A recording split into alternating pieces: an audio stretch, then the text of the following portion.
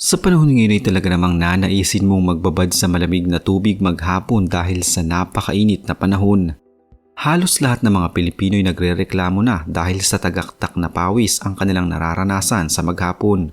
Subalit alam nyo ba na sa kabila nito, may isang lugar pala sa Pilipinas na nakakaranas ng lamig ng isang bansang nasa winter season. Wala mang snow na nalalaglag mula sa ulap, mararamdaman mo pa rin ang lamig na tanging sa ibang bansa mo lamang mararanasan. Halina't sabay-sabay nating puntahan ang probinsya ng Batanes. Ang Batanes ay madalas na nasa mga bucket list ng mga Pilipino sa mga lugar sa Pilipinas na nais nilang mabisita. Bukod dito ay marami ding mga photographer at videographer ang nagkukumahog na makarating dito dahil sa sobrang ganda ng lugar. Mula sa mga makalaglag pa nga nitong mga talampas hanggang sa mga makapigil hiningang mga beaches sa lugar.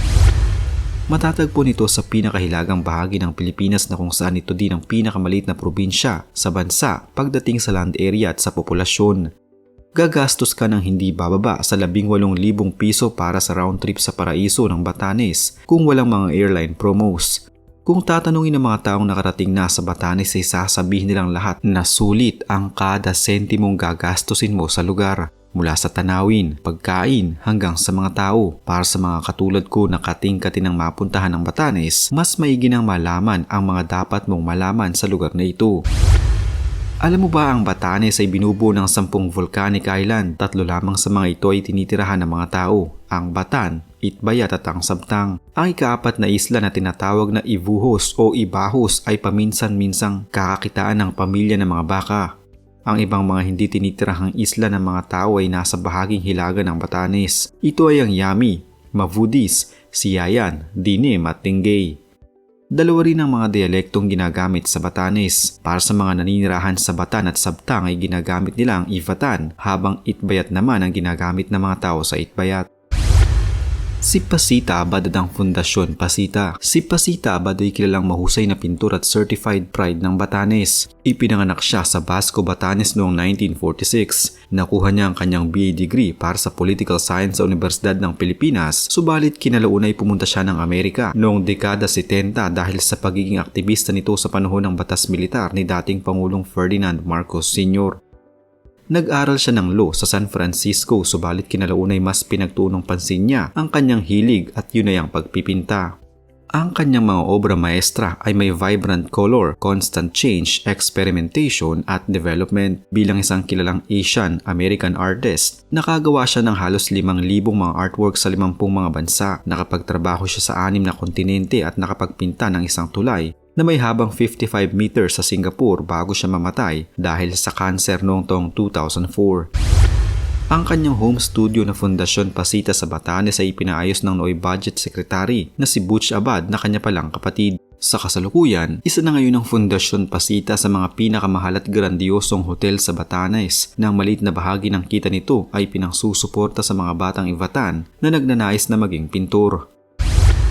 Ang Honesty Coffee Shop na matatagpuan sa Batanes ay nagsimula lamang bilang isang simpleng tindahan na nagbebenta ng mainit na tubig at kape sa mga taong bumabiyahe papunta at mula sa Sabtang. Ang may-ari nito na si Elena Castaño Gabilo na isang retired public school teacher ang siyang unang nakaisip na magtayo ng naturang tindahan sa kalagitnaan ng bayan sa tulong ng kanyang asawang si Jose.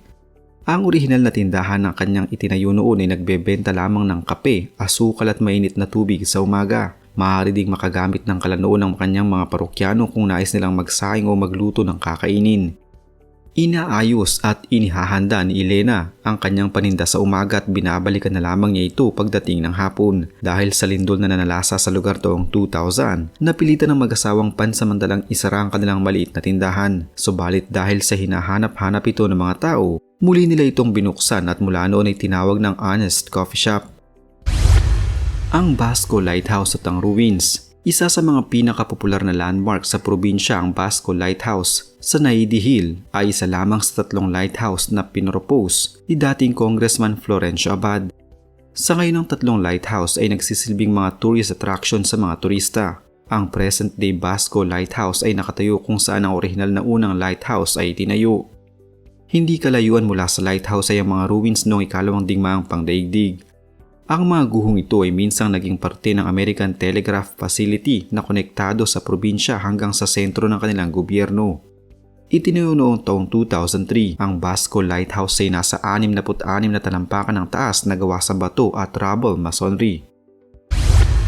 Alam niyo ba na ang Batanes ay ang tanging lalawigan sa Pilipinas na may winter? Oo, mayroong isang bagay tulad ng Ivatan Winter. Sa Batanes, wala ang niebe, syempre. Ayon sa antropolohista na si Francisco A. Datar ng UP Diliman, ang Batanes ay inuri sa pagkakaroon ng Type A na klima, isang kaaya-ayang klima na may kaunting katamtaman. Kinikilala namang Ivatan ang dalawang panahon, Rayun o Tag-init na tumatagal mula Marso hanggang Mayo at Amiyan na taglamig mula Nobyembre hanggang Pebrero. Ang Katsatsimuyin ay ang mga buwan ng tag-ulan sa buong natitirang taon. Nagambala ng isang maikling mainit na panahon o decade isang Rayun sa 2 linggo sa pagitan ng Setyembre at Oktubre. Ang winter tulad ng nais ng karamihan sa mga Ivatan na tinatawag ito ay maaaring magkaroon ng temperatura na mas mababa sa 7 degrees Celsius. Alam niyo ba na may kastilyo sa isla ng Batanes? Noong 1994, si Dr. Eusebio Dizon, isang Deputy Director ng Archaeology Division of the National Museum ay tumungo sa Batanes kasama ang iba pang mga dalubhasa sa arkeolohiya. Isa sa mga pambihira nilang natuklasan ay isang burol na hugis tatsulok na matatagpuan sa munisipalidad ng Savidung sa Sabtang, sa Batanes. Napag-alaman din nila na ito ay isa sa 4 na matataas na mabatong pormasyon na tinatawag ng mga lokal na idyang. Ang pangkat ni Dizon ay nakakalap ng mga batayan na ang mga idyang na ito ay ginamit bilang tahanan at kita. Ang mga ito ay animoy kastilyo na katulad ng layunin ng mga estruktura sa Europa, ngunit hindi ang itsura nito.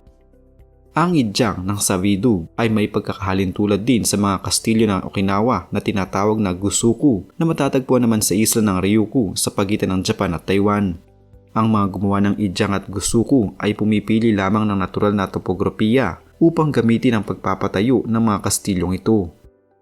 Karaniwang itinatayo ito sa mga mataas na lugar gaya ng sa isla ng Batan at isla ng Ryukyu.